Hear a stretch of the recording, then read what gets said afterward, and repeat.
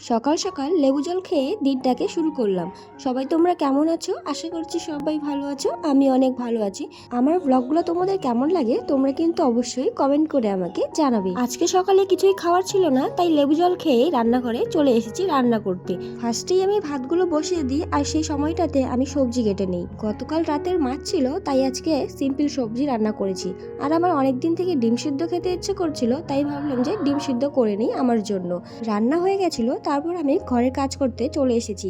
আমার ঘুম থেকে উঠতে সবসময়ই দেরি হয়, 9টা-10টার দিকে যেহেতু আমি ঘুম থেকে উঠি, তাই তাড়াহুড়ো করে আগে রান্নাটা কমপ্লিট করতে হয়, তারপর বাকি সব কাজ। রান্না করেই সাথে সাথে আমি ঘর গোছাতে চলে আসি। এখন যেহেতু পাটের সিজন, তাই মা পাট কামাতে গেছিল, আর মাকে আমি ডাকতে যাচ্ছিলাম ভাত খাবে কিনা।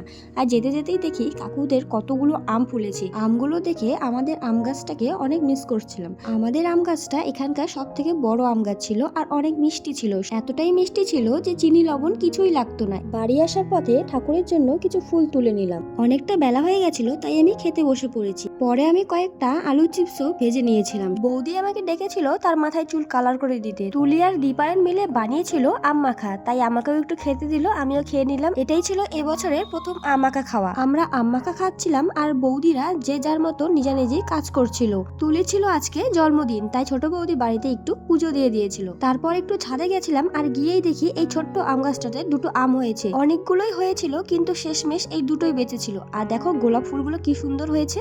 সন্ধ্যা হয়ে গেছিল, তাই সন্ধ্যাবেলা একটু চা খেয়ে নিলাম। দুদিন আগে এই ছোলার প্যাকেটটা আমি কিনে এনেছিলাম, আর ভুলেই গেছিলাম যে এটা আমি কিনে এনেছি। তো আজকে মনে পড়লো, ভাবলাম আজকে খেয়েই নি। আজকের মতো এখানে।